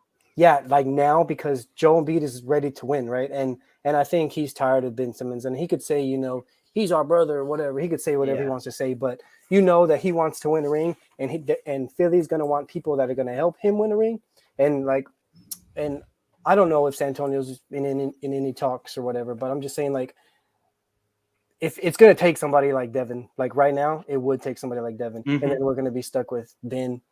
Yeah. See, So I don't know how y'all feel about that because I don't know where he would fit. I wish we would have just traded DeMar and Patty to Philadelphia for Ben. Benjamin. Yeah, but, Yeah. But even then, at that point, I wouldn't want to trade for Ben if that's what it's going to take to lose the one guy that we've had that has shown, like you said, like an elevated status. Like, oh, there might be another level to this. But do you understand what I'm saying? Like he would be the guy, and you know he would be the guy. even then though, Yeah, like but Philly is losing leverage every day that this And that's drags what I'm on. saying. And that's what I'm saying. If we get a guy like Ben Simmons for a guy like Devin, like For and Derek, and straight up. yeah, I would take Derek straight up, get him out of here. But We I'm just don't- saying like we it just would don't be have- Devin, like Devin and a pick, right? So, or Devin and Thad. Let's just say we did that. I don't think that we're losing. You don't think A they lot- would a want to? lot, You don't like think an they would want to overhaul. fill up their point guard position? you don't think they would want DeJounte? Okay, so let's. What if they ask for Devin and Derek? Devin and That's Derek. it. Well, so my only thing about that is like, and even like I know we're talking about like a lot of people whenever they make those type of trades, their mind space is like, well, we just need talent. We need talent over need, right? But like, on what end does DeJounte Murray and Ben Simmons ever work? That would never work. That would never work in anywhere. Like you can't, you can't build around that. You can't like in a win now situation. It doesn't work. I mean, You can't we have Keldon Johnson on the in wing, a, and in he a can't rebuild shoot. position. Yeah, exactly. We'd be in the same spot. When you just put two shooters at the 2 and the 3, and then you're He'd be in a much But better position. not DeJounte. Keldon at least will attempt a 3-ball, and he's been shooting better, obviously. But let's just say we're taking the Keldon Johnson from the beginning of the year, right? The Keldon Johnson that like was shooting a little over 10% like he hasn't been shooting. He wasn't shooting that good from 3 at all, right? We're getting that Keldon Johnson. That Keldon Johnson still took people off the dribble, tried to shoot mid ranges, tried to shoot threes whenever he had open looks. And Ben Simmons would not shoot the 3-ball. But Ben Simmons taking people off the dribble probably looks a lot better than Keldon Johnson taking people off the dribble. Absolutely. And then the but Ben passes, Simmons because a isn't lot of the shooting. times- Ben Simmons is still running into a clogged paint. He doesn't have but he can spacing. pass, and Keldon runs into the paint, and then he throws up. Yeah, he throws up whatever. Exactly. To be fair, like I get what you're saying there. And a guy like Ben Simmons, when that defense collapse, if he has the shot or the dunk or the layup, he'll know how to use his size. Yeah, and then if he has to make the pass, Ben Simmons is more than capable of making that pass. Yeah, and if anything, I think it'd be a much bigger like plus on the defensive side of the ball. We'd have so much more size. He's all NBA. He's all NBA. No, I know that. I know the rebounding. defense the defense isn't the thing that I would question at all, but it's that spacing. It's that thing that like, well, if DeJounte's not going to be that good of a 3-point shooter, if Ben Simmons is not going to shoot threes at all, that's why you have to get a shooting guard who can shoot the ball. That guy too. Chip, and you're losing. And in Josh's trade scenario, we're losing. Obviously Derek, like who isn't shooting well, but is at least attempting threes, and then Devin, who is like practically the second best shooter on this team I right now. I wouldn't want to give up Devin.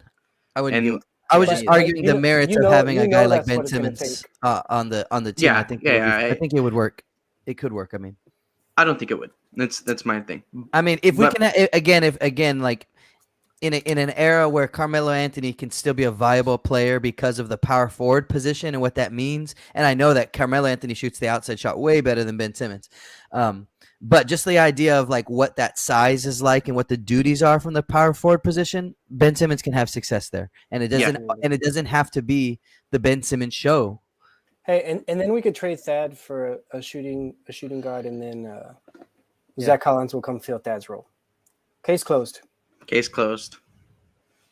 All right, let's go ahead and get back into the preview. We had a nice little tangent on our young players, but it's always good. It's always good to put our guys under that scope to like see where we're all thinking about, because I do think all of us have different perspectives on how we value these guys and where we think the value should go in that sense, you know. But still moving forward, you know, like I said, we play against the Suns, right? And that's going to be a difficult game to say the least. But then after that, on Wednesday, we'll be playing against Atlanta. And I think that'll be kind of a fun game. I think the thing that I'll be looking forward to the most is seeing the play of Cam Reddish, DeAndre Hunter, if they're available, obviously. Just because I like both of those players. Those are two guys that like going into that specific draft. I was like, oh man, if we ever like traded up for anybody, like I would want either one of those wings. A 6'8" guy and DeAndre Hunter, at least he's a very great defender and then can improve on that offensive game. Like that was definitely something that I was I had been kind of wanting in our team, and then obviously we got Devin the next year. So to answer your question, DeAndre Hunter is undergoing surgery to address a tendon injury and is expected to miss roughly 8 weeks. And that was November 14th, so that was 1 week ago. So he's I thought I had remember seeing that, so that's why I kind of figured we wouldn't be able to get to see it, one of them, but I just forgot who it was that was injured.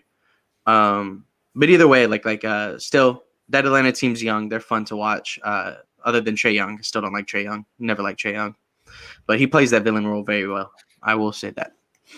How do y'all feel about the game kind of going into the week? I'm surprised there's another team that you don't like. You like every other team. You jumped on the Heat's bandwagon. You jumped on Phoenix bandwagon. I didn't jump on Phoenix bandwagon. I'm not saying to say that you don't like somebody. Oh my gosh. I had never said that I liked I never said that I was rooting for Phoenix. I never said that I was really rooting for Miami. I said don't sleep on these teams because these teams are good. And what happened? They played good. So speaking of Atlanta, like what kind of, you know, things that jump out to me is the fact that they can play Clint Capella 29 minutes, and give him 11.4 a game. John Collins at 31 minutes, 17 points a game. Like having like that, like he is a little bit more of like the power forward. You know what I mean? Because he's a little bit smaller, but he goes and he plays really big, and he can because they have a true center out there in Capella. So like that, I'll be interested to see. I mean, we've pretty much just given all of those duties, I would feel like, to Keldon Johnson, right? Or do we sit Doug on them all night? I know I've definitely seen times where Doug is asked to defend the power forward, and it's been kind of rough sometimes. So I mean that'll be interesting. Like I'm assuming it'll be John Collins versus Keldon Johnson. Yeah. So I mean that'll be fun to watch.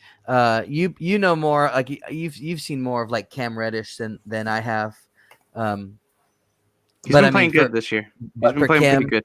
Is he the guy who kind of has like an afro?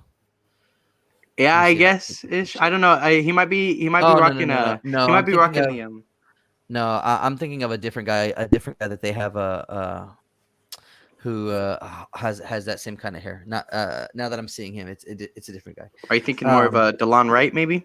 He's the other guard. No. I'll find them. It's all good. But Okay. I mean, they're a little bit more established now, right? These young guys that they've had on their team now for a couple seasons. So whereas last year, I would say up until even last year, and I know they had a good run, but even up until last year, I would have been like, we can hang with the likes of a team like this. Now I feel like they're a little bit more established. They're a little bit more solidified than we are, especially. So I don't know, like this game, it's gonna be a test for us. It's gonna be another one of the fourth quarter games, like Juan said. Like every week we have them. Like we hang with the guys for 3.5 quarters, and then Trey will bust us for three threes in a row. Then it's like they have the guy, they have the Trey Young to finish for them. Yeah, I mean, to be honest though, the way that the year's been going, it's like we'll settle for that, for us being in the fight at the end of the fourth quarter and just give us a shot to see what we can do. I think we would settle for that than to just get our ass kicked. I saw that. I saw like a stat too, like on how Devin and Lonnie are two best defenders on like primary. I'm like, I wish we would sometimes get DJ out of there, like throw Devin or throw Lonnie or whoever, like on Trey Young for the fourth quarter or for any amount of time, because it's going to be DJ, and then they're going to switch and Yak will probably guard him the whole damn game. But see, that's my problem. Get over. We switch way too much for my liking. I don't know why. Like I've been saying that for like 3 years. Yeah, and I've never really had like a problem with it, because it kind of just felt like well, when we're running lineups out there with Patty, DeMar, like we got to switch, right? LaMarcus, yeah, it was just like it didn't matter. Like you weren't. But now you know who your defensive liabilities are. But when it's every play, they're going after Doug, or every play they're going after like a certain player. It's like, well, yeah, it feels like they know it and we know it. Yeah, exactly. We know it too. They just like sag, and then those switch. Yeah, like I've been saying that. I've been saying that for like 3 years, that like we concede way too much when it comes to these switches. And on top of that is like sometimes the mismatches will happen because of like transition. And there's zero effort to try to fix it or anything like that. It's like, well, we're just going to have a point guard in the post for this possession. It's like, what the hell? Like, what are you doing? Even if like the ball swings to one side and there is an opportunity to make some kind of switch, you rarely see it happen. They'll just stay with it. Like that's the stuff that bugs me. That's where I want us to go and sign like a veteran this next year. Like a guy who's going to play, like, I would think like a guy like Thaddeus or, Doug McDermott. They talked about it like we're the veterans on this team, but they're not like defensive. They're not veterans. defensive vets. Yeah, so like we need a guy. That's not a bad defender. He's just smaller. He's smaller in the paint, but he's not a bad defender. He's not a good defender. Like I think there's times where, especially when we're specifically talking about switching, and which usually means him guarding a perimeter player. But I'd rather he's gotten burned so many times. And DeJounte talked about this just the other day. He's like, we don't talk on the court. He said we talk all over the time. We talk on the plane. We talk on the bus. I was like, as soon as it gets to the court, nobody speaks to each other. Yeah. And so to get like a defensive minded veteran on this ball club next year, I think will help us tons just to like force these guys to communicate. I almost Well, want to say like this will help with the Giannis recruitment. We got to get PJ Tucker in there. I was gonna say I like just the first person that comes to mind is because how much he annoys me and just frustrates me. Like you like see the Rondo. highlights of well, I was gonna say Draymond Green, like Oh heck yeah!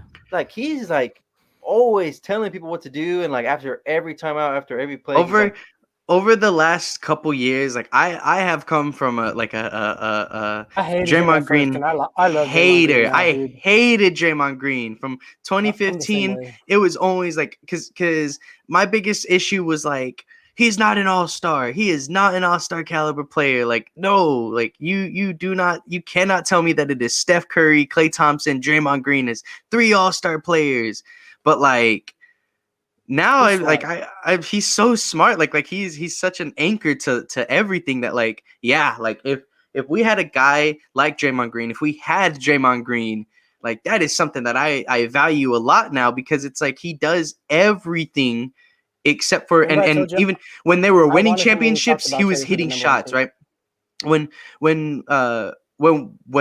when we were winning when they were winning championships, he was hitting his shots, right? And now, you know, they're not necessarily at that level of contention again, but like This year they are. yeah, well, and if Clay comes back and he comes back good, like, you know, they could definitely be in the race again, but they already are. I know. if like I just like it's just something that like I definitely have to respect now, you know. There's definitely those certain aspects where I'm like, ugh, like I do remember like the Draymond kick or whatever, like poor Steven Yeah. Adams, you know, Well, like there's those things where I was like, yeah, but but just like we just need a guy like that to help our guys like as far as like the switching and everything. But to start it out like all the way to what Chris has said, like they have a guy like John Collins and Clint Capella. We just can't compete with these teams that have size and they just throw us around. But getting Yaka back hopefully will help that out. Eliminate some of that, right? Yeah. Mhm. And Yeah, but yeah, say I'm just ready for because I'm they ready they for were Zach to definitely come. Oh, go ahead. I'm just saying like I'm ready for Zach, and when Yak sits and then we have a guy like Zach coming in instead of a guy like Drew, like that's gonna help us a lot. And I don't know, it's kind of frustrating just from like waiting, playing the waiting game. I hope he gets healthy. But December's right around the corner, and that's what they said, right? December for Zach. It says after Christmas, so that's like the whole Oh, month of wow. December. So Dang. So January. I thought January, yeah. January 2022, I guess. Yeah. 2022. But yeah, I think the biggest thing that we are gonna have to look out for is Atlanta's size. That's gonna be the biggest issue. Is like, because if you can like who is like their backup center on that roster. I have an idea of who it is, but I don't want to like. I don't So want to. they have Gorgie Jang, but he only plays spot minutes. I would think that it's Kaminsky. I mean, sorry. I just had the roster in front of me and then I let it go. Kaminsky. Yeah. Um, I don't think they have one. No, yeah. I mean, they have Clint Capella. They got Gallinari at the power forward. right. I mean, they probably just play a bunch of these young small power forwards. Yeah. Gorgie, Is if he comes in and has a mini revenge game against us, that'd be something. is Jalen Johnson? No. is Revenge. Onyeka Come Kongu getting in. minutes at all? I mean, a Kongu probably is there. Well, he was out too, I think, for some time, and then it said right now on their IR, it didn't say that he was coming back, but on the never mind. It just said that they exercised an option for him, but he was out with a shoulder injury. So Okay. So I mean, if that's the case, then we really only have to worry about Clint and John Collins trying to rough us up in the paint. And if John Collins is playing like a small ball 5, then hopefully a guy like Thad or Drew, whoever is out there at that point, can contain him. And then obviously, like, hopefully Yak can stay going toe to toe with Clint Capella. So either other than that, though, you know, Trae Young is going to be the sorry, I didn't mean to interrupt. In July, he underwent a surgery that was going to put him out for 6 months, a shoulder surgery, Okay. and so that was July. So we're like 4 months after that. Yeah. So And that was he's- Onyeka Okongwu, right? Yeah, exactly. So that's probably where a lot of their backup 4 minutes come from. And then I would imagine just, Capella just holds it down at times, and then they go small a little bit, and then he comes in and holds it down. They go small a little bit. So maybe that's our time. Yeah. During those small ball era, the small ball minutes, that's when we gotta be ready to stand toe to toe with them and cut into a lead or take a lead or whatever. For sure. With that, though, obviously we have our last game of the week, and it's going to be against the Celtics. It'll be our Fiesta night. Because I'm here in San Antonio for the week, I get to go to that game. I'm excited. Be able to Nice. be You able already to. have tickets or no? I have my tickets. I'm ready to ready to go support my guys on Fiesta night and have my Devin Vassell, New Jersey, kind of rocking out, hoping that he keeps it up. Hopefully he drops 30 that night. You know how it is. But we'll be going against Boston, and at the moment, if I'm not mistaken, isn't Jaylen Brown out? That's the I'm second checking part. their IR right now. Right. But I'm pretty sure they still have Jason Tatum. Dennis Schroeder is their point guard. And then obviously they have the Celtics are in like a weird position right now because they have like some solid tools, but sometimes the tools just don't. It's just not like cohesive at times. And to me that just boils down to the fact that Jason Tatum and Jaylen Brown aren't exactly playmakers compared to other stars in the league that can kind of distribute the ball better. So Jaylen Brown did sit for yesterday's game with a hamstring, but it doesn't give any indication for what would be later on this week. And then Robert Williams, as of this morning, is labeled as out. Okay. So without Robert Williams, that's another size thing for them because they don't necessarily have the size just like our team, right? They have guys like Grant Williams and Al Horford, who's good but a little bit older at this point. I'm trying to remember who else is kind of on that big man depth for them. Jabari Parker is playing 11 minutes a game. Yeah, see, Enes Kanter is a center for them. Right. So I mean, they like that's not necessarily defense for them. Jabari and Enes Kanter does not sound like a good defensive backcourt at all, front court at all. Sorry. Yeah, like Grant Williams is an undersized big. There's a lot that we can try to take advantage of when it comes to playing against the C's because that's what we're gonna have to do. Like I don't think there's really a way that our team specifically will be able to kind of contain a guy like Jason Tatum.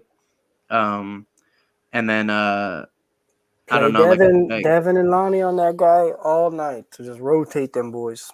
And if Jason Tatum just wants to play in the post that all night, then it's going to be harder for a guy like Lonnie to be able to compete in that aspect. Man, play Devin. If he wants to play in the post, and play Devin all night. Simple. So I mean, I'm excited for that game though, because if Jaylen Brown plays, then that's one of my favorite players in the league too. Oh, here we go. I knew you were gonna say that, but I can't help it. Can't help it. Yeah, Man. no, That's I got my Devin jersey on, but Jalen's underneath. Yeah. So if I will throw it out there, I can't lie on like my favoritism of players outside of the Spurs, and guys like Jaylen Brown and Jimmy Butler are two players that are just high on that list. Those are two guys that I do enjoy to watch. I love seeing what they do off the court as well, and if Jaylen Brown plays, that's gonna be something that I'm excited to see. But do y'all have any thoughts on the game overall, other than what I was just saying? To be honest, if we're speaking about him not playing, the possibility of him not playing, this is probably the most gettable game of the week. Is the Celtics game? I agree. So I mean, even with him, I mean that's a tandem between Brown and Tatum for sure. But I feel like limiting like Dennis Schroeder, Al Horford, Marcus Smart, I feel like that is enough, or I feel like we can do enough to stop those guys to not let Brown and Tatum just be too much for us. Yeah.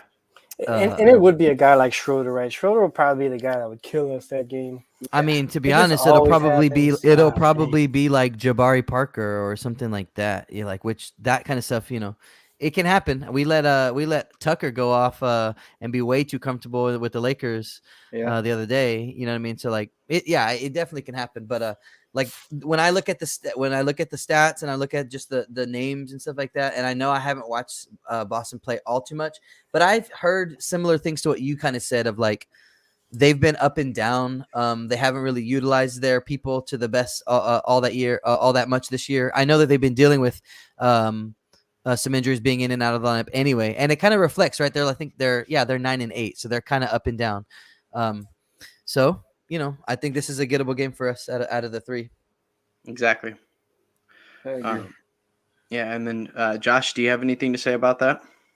Oh no, but hearing 9-8 sounds like super good to my ears. Like whenever I hear like these teams we talked about, we don't have the superstars, and these guys got superstars and they still haven't put it together. It makes me feel a little bit better about our team. Mm-hmm. Like Yeah. it really does. The Like, Celtics situation. they got 5 more wins than us, and It's they still got early, man.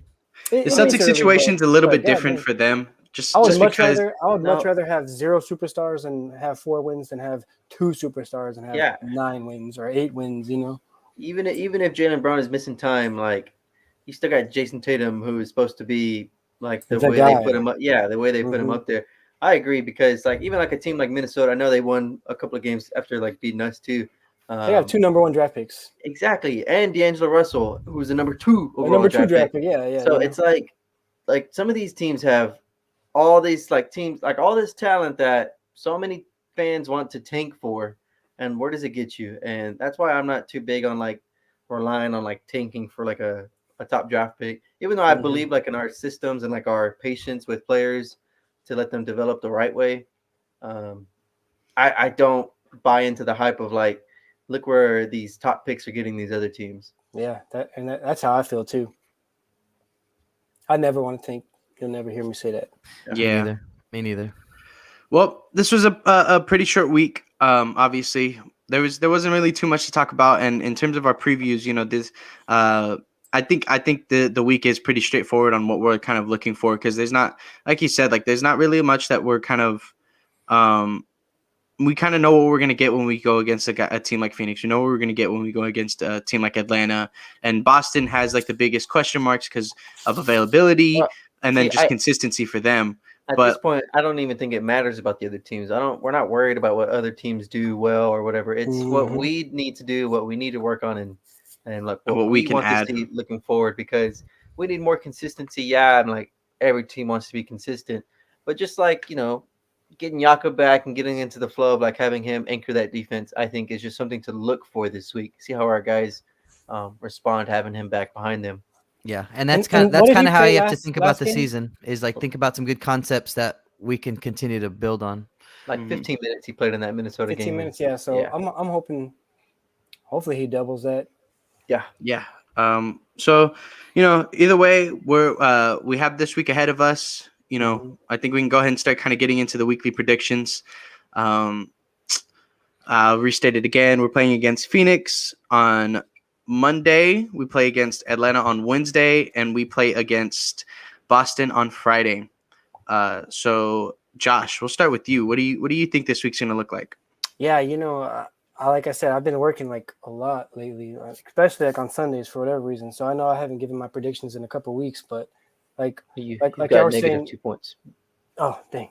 So like I was saying, I think that we could beat Boston. I do think we could beat Boston, and I think that Phoenix game and Atlanta game, it's kind of like up in the air for both of those games. I feel like we could get at least one of them. Being at home, I talked about it, that Devin plays better at home. He's been playing. He's having a great little stretch. So hopefully that continues.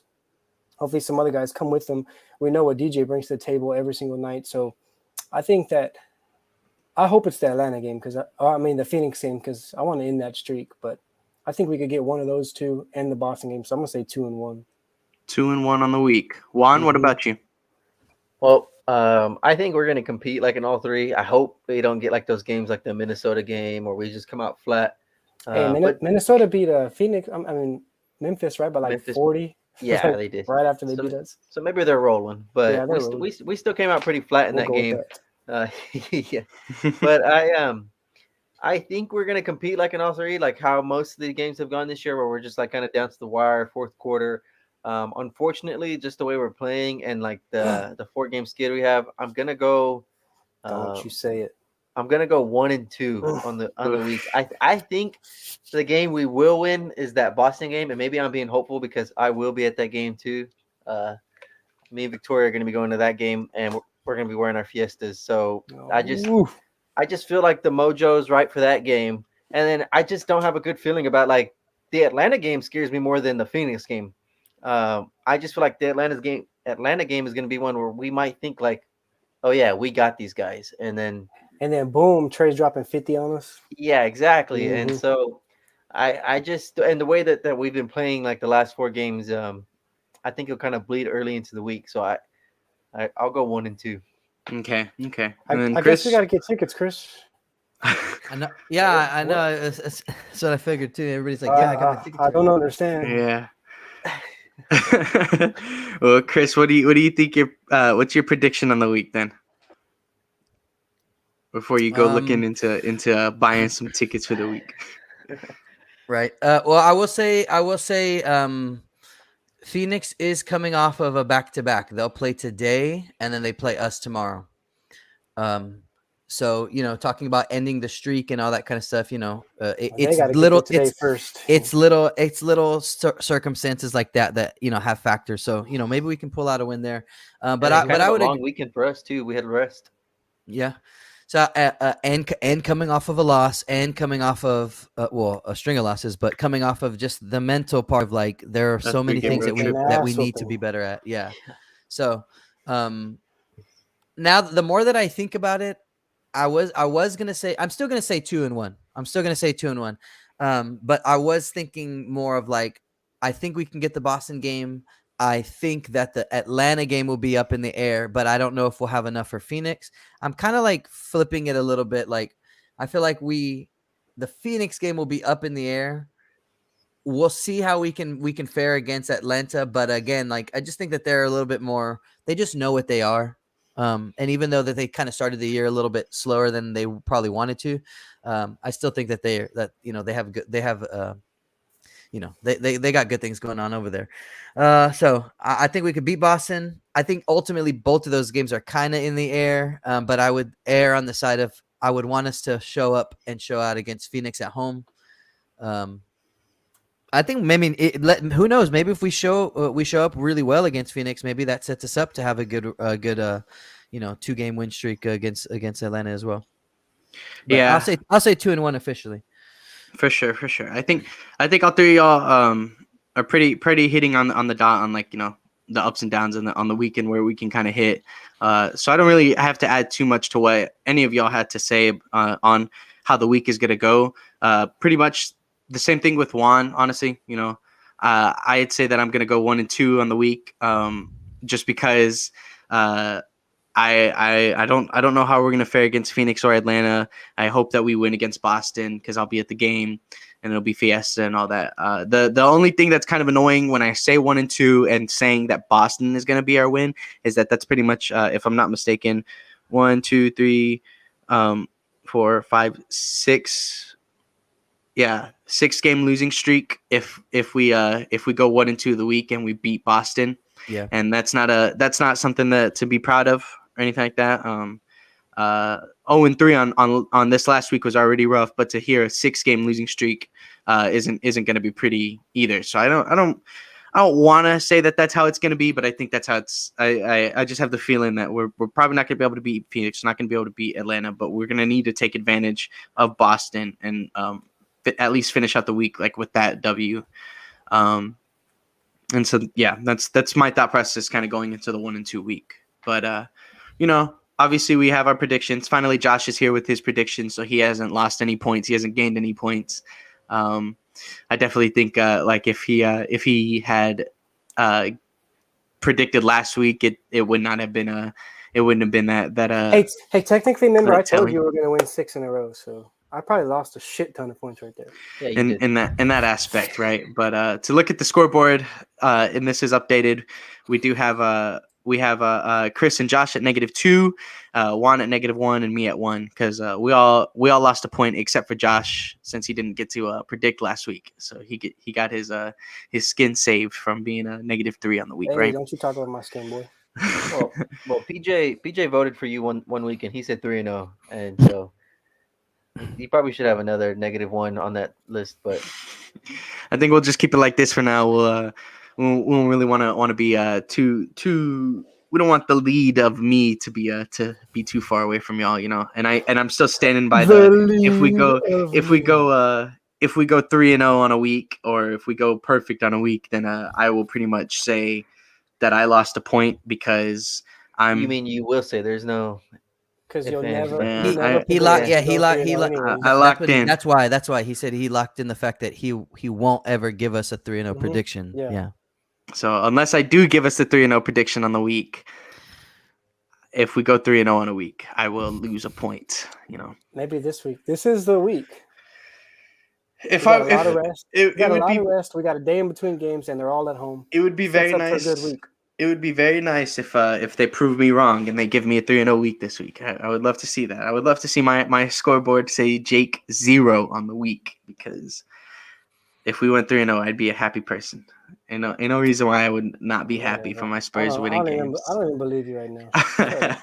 Yeah, no. um, Well, I'll say this. You sound like Joel Embiid right now, talking about your brother. oh yeah, That's what you sound like. Juan's my brother, man. I would never want to let him leave. I'll say this about just the Phoenix game going forward. Something to look forward to. I meant to bring this up earlier. The Mikal Bridges comparison with Devin. Look at the comparison in their game styles, because Mikal Bridges is a guy who's going to be earning like $20 million a year after his contract extension. So that's like a comparison that I had thought about like early on, and then like there's like an ESPN article that came out like last week, and it like says it like 1-to-1, like direct comparison. So just to be like looking for that, because we're probably going to be having to pay Devin like 25 a year after his rookie contract. And I will give it to him. I will. You personally? Yes. So I'm Yeah. I'll figure it out, man. I'll figure it Okay. out. All right. But just going forward to see like the comparison, like a guy who's going to be making 20 a year on a champion contender team, And Mikal Bridges was right inside the lottery, right? 14th pick, if I can remember correctly. and he's like a 3-and-D guy, Yeah. athletic, do things. I don't know. And Something to look forward to this week for Spurs fans. I like Mikal Bridges. He's cool. Well, you better like him. They just said he's the same as Devin. Yeah. I mean, I think Devin could be better, but you know. Well, that's what I was gonna say. I think he can too. I think like his averages. I know Mikal has to play with Devin and now Chris Paul, DeAndre Ayton, but like Devin's gonna have more of a chance to be like a guy than Mikal. Mm-hmm, exactly. Vassell has more opportunity to have those touches to become a better shot creator overall, compared to a guy like Mikal, who came into a team like that and they were like, this is what your role is going to be, and it is 3-and-D wing. You know, Yeah. They're not asking him to do any more, but they're not asking him to do any less. He came in, started producing, and then just kind of added on to his bits every year from there. So. But all right, with that week though, you know, we like again a little bit shorter than usual. I'll restate that we do this on Sundays at 10 o'clock every day, every Sunday, right? And we put this out through YouTube, through Twitch, through Twitter. Make sure you check us out on Twitter at Heroes Half Court, because we do talk about the games every now and then. I did see somebody on our page that talked about UTSA the other day, and that's always fun too, you know. So we have our San Antonio things that we like to talk about, right? UTSA being undefeated right now is cool. Eventually, you might see some Texas Tech things, because you know one of us in this four talks about Tech, is part of Texas Tech, and Texas Tech basketball is here, and we are good. So you know, Hey, they just announced that play is cleared to practice, and he'll be back by Christmas. Sheesh. oh, Well, good thing we play them once before that. Return the week of Christmas, it says. Wow. that's So, gonna be scary. That's gonna be scary to say The the least. rich get richer, right? Yep. But yeah, so we did. We have our week set out for us. Chris, do you have any final thoughts on the week? I will just say, in me picking 2-1 every week for the past like 5 weeks in a row, like the idea of like feeling how close we are to these games, and like I'm still not losing hope on the season for sure. You know what I mean? Like I know 4-11 doesn't look very good, but just to throw out to some perspective, as we stand right now, we are 3.5 games out of the 8th seed. We are 2.5 games out of the play-in. So it's like there's time. You know what I'm saying? So just keep that in mind as we make our way forward. We still have Sacramento, Oklahoma, Minnesota, Lakers, Grizzlies are like our direct people right in front of us. And I mean, if we can put some things together, I feel comfortable enough to start leaping over at least 3 of those teams. You know what I mean? For sure, So- for sure. And another thing, right? He just said the Lakers, right? And they got, what is it, four guys, top 75 players of all time, and they got Yeah. like a couple more wins than us. So it makes me feel a little bit good about our team. Yeah. Like a team like that. Like when we matched up against the Lakers last weekend, and they were rolling out. Who cares like who their 5 through 10 guys are? You got Anthony Davis and Russell Westbrook on your team.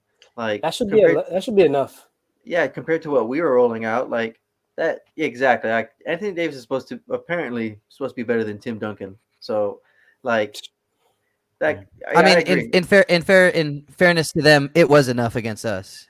Yeah, but just I'm talking about like the record wise, like they're struggling against like because Yeah.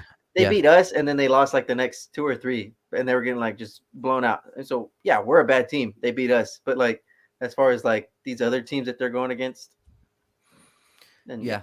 So, anyways, just trying to keep some perspective as the week goes on. I mean, or as the season goes on. Like we're still in it. It's all determined on how our guys respond and how they're gonna approach these next couple games. You know, so I'm looking forward to it. Exactly. Josh, you were talking about your little Lakers stuff. Do you have any other thoughts on the week? No, man, this would be perfect time. Like I said, Juan said that we had an extended amount of rest over the whole weekend, and like I said, all games are at home. We got a day in between each game. Like we have to take advantage of. We have to take advantage of it. You know, we should be well rested. Chris pointed out that Phoenix is coming off a back-to-back, so perfect opportunity to steal one. You know, steal one in San Antonio. That kind of sucks that we have to steal home games, but yeah, like we need to take advantage of what we can with the Boston situation and Phoenix situation, and hopefully we get to have a good week. 2-1, Yeah. 3-0. I'll take either one. Cowboys 3-30. I'll take another dub. let's go For sure. Mhm. And Juan, you got any last final words? No, like I said, just I'm really looking forward to like this comparison between Mikal Bridges and Devin. It's like an outlook on like, okay, we're gonna have to pay Devin $30 million a year because he's so much better than this guy. He just went up $5 million in the last 5 minutes. Yeah, exactly. Damn. That's how I feel. Like I started off going like, oh yeah, we're gonna pay Devin $20 million, and then we were talking about it. And I was like, oh, that was 25. 25. Oh, now and then 30. Thinking about it, Devin's That just guy's gonna putting outplay in work, I guess, right now. his agent's gonna go, okay, that guy's getting 20 mil, then Devin's getting 35. But Yeah. I agree with you guys. Just like home stretch, we've had 3 days off. Let's start the week off right. It'll be very disappointing if we come out flat and like lacking in like the energy department. So I'm excited for this week. Let's get back right.